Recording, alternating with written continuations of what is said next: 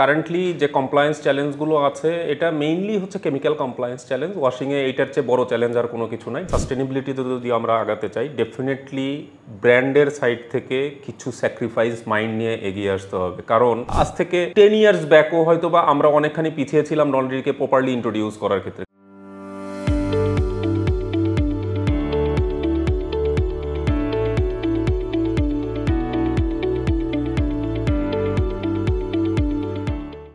আমি রেজা ই রাব্বি। আমার ওয়াশিংয়ের জার্নিটা শুরু হয় 2005 সালে। ফার্স্ট আমার জার্নি শুরু হচ্ছে সিনা ওপেক্স টেক্সটাইল গ্রুপ দিয়ে। এখন আমি রিসেন্টলি আছি ভার্টেক্স গ্রুপে, ভার্টেক্স ওয়্যার লিমিটেডের হেড অফ অপারেশন হিসেবে। এখানকার লন্ড্রি ডিভিশনটা আমি দেখাশোনা করছি। কারেন্টলি আমার ফ্যাক্টরিতে যে অপারেশন চলছে, সেই অপারেশনের সাস্টেনেবিলিটি পার্টে যদি আমি বলি, মোস্টলি এখানে আমরা কাজ করছি স্টিম রিডাকশন এবং ওয়াটার রিডাকশনের ক্ষেত্রে, যেটা সাস্টেনেবিলিটির একটা অনেক বড় পার্ট।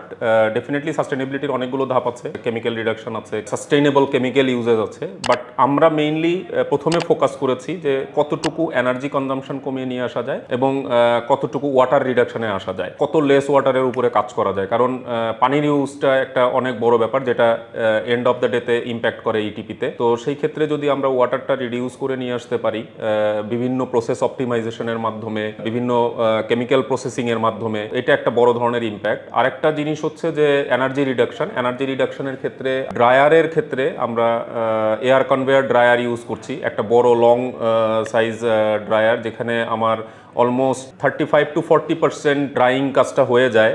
এটা ফার্স্ট ওয়াশ গার্মেন্টস আমরা 100% করি। ইভেন ইন সাম কেস আমরা সেকেন্ড ওয়াশের ক্ষেত্রে, ডেনিমের তো আপনারা জানেন যে দুটা সিগমেন্ট থাকে ওয়াশের ক্ষেত্রে, ফার্স্ট ওয়াশ ড্রাই প্রসেস এবং মাঝখানে একবার ড্রায়ার করে আবার সেকেন্ড ওয়াশে যায় যদি ডিফারেন্ট কাইন্ড অফ শেডসের ক্যালকুলেশন থাকে। তো সেই ক্ষেত্রে আমরা সেকেন্ড ওয়াশের ক্ষেত্রেও চেষ্টা করছি যে এই কনভেয়ার ড্রায়ারটাকে ইউজ করার জন্য একটি in most of the case. তো এটা সাস্টেনেবিলিটির ক্ষেত্রে একটা বড় ধরনের অ্যাডিংস আমার ফ্যাক্টরিতে।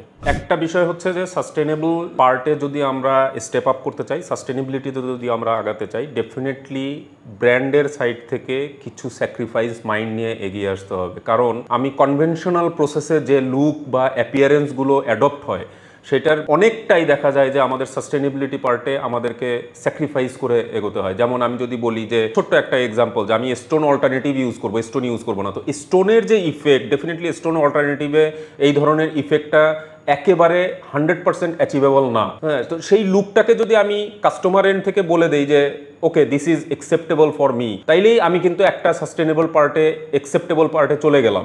যেমন পিপি অল্টারনেটিভের ক্ষেত্রে, যে পিপির যে অ্যাকচুয়াল লুকটা আসতেছে, তো সেটা কিন্তু পিপি অল্টারনেটিভে অ্যাজ এক্সাক্ট 100% অ্যাচিভেবল নাও হতে পারে। এইটাকে যদি আমরা কাস্টমার এন্ড থেকে অ্যাকসেপ্টেবল, যেমন আমাদের অনেকগুলো কাস্টমার পিপি অল্টারনেটিভের ক্ষেত্রে তারা অ্যাকসেপ্টেবল রেঞ্জে চলে গেছেন, এই জায়গাগুলোর ক্ষেত্রে যদি আমি অ্যাকসেপ্টেবল রেঞ্জে থাকি, তো ডেফিনেটলি এই চ্যালেঞ্জগুলোকে তুলে নিয়ে আসা সম্ভব, যে কনভেনশনাল প্রসেস থেকে সাস্টেনেবল প্রসেসে। একটা বিষয় হচ্ছে আমাদের এই সেক্টরে ওয়াশিংয়ের পোর্শনে ভালো প্রফেশনাল আসাটা খুব জরুরি। যদিও বা আমাদের এই সেক্টরে প্রচুর পরিমাণ টেক্সটাইল ইঞ্জিনিয়ার বের হচ্ছে, কেমিস্ট্রি থেকে, অ্যাপ্লাইড কেমিস্ট্রি, ইন্ডাস্ট্রিয়াল কেমিস্ট্রি থেকে বের হচ্ছে, কিন্তু তাদের এই সিগমেন্টটা আমরা লন্ড্রিতে কতটুকু কোপ আপ করতে পেরেছি, এই জায়গাটায় কাজ করাটা আমাদের জন্য খুব জরুরি। লন্ড্রিকে ইন্ট্রোডিউস করা, যেটা আমরা বলতে পারি যে আজ থেকে 10 ইয়ার্স ব্যাকও হয়তো বা আমরা অনেকখানি পিছিয়ে ছিলাম লন্ড্রিকে প্রপারলি ইন্ট্রোডিউস করার ক্ষেত্রে, কিন্তু এখন ডেনিম ইন্ডাস্ট্রির ক্ষেত্রে laundry is a very potential part. এবং যারা টেক্সটাইল ইঞ্জিনিয়ার হিসেবে বের হচ্ছে অর ইন্ডাস্ট্রিয়াল প্রোডাকশন ইঞ্জিনিয়ারিং থেকে বের হচ্ছে, তাদের জন্য এটা একটা খুব ভালো সেগমেন্ট টু ওয়ার্ক, যে তারা এখানে ভালো একটা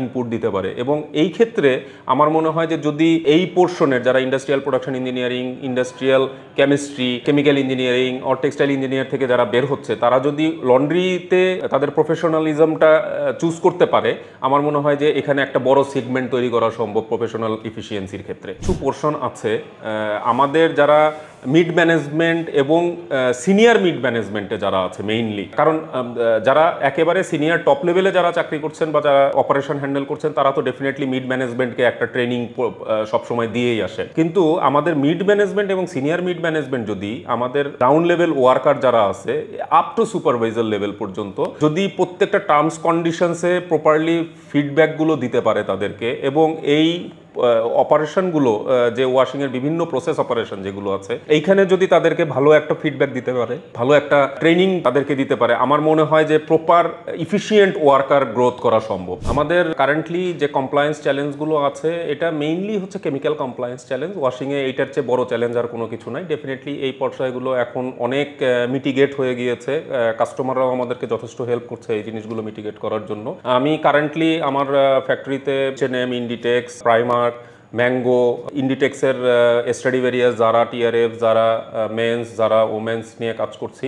এবং এই কাস্টমার এন্ডের কাজের ক্ষেত্রে আমি যতটুকু দেখেছি যে মোস্ট অফ দ্য কেসে কমপ্লায়েন্স পার্টে আসলে আমরা যথেষ্ট এখন রিল্যাক্টেন্ট সিচুয়েশনে আছি প্রত্যেকটা স্টেপকে অ্যাডপ্ট করার জন্য। তো সেই ক্ষেত্রে কাস্টমারের সাথে যদি কোলাবোরেশনে কাজ করা যায়, দ্যাট ক্যান বি মিটিগেটেড।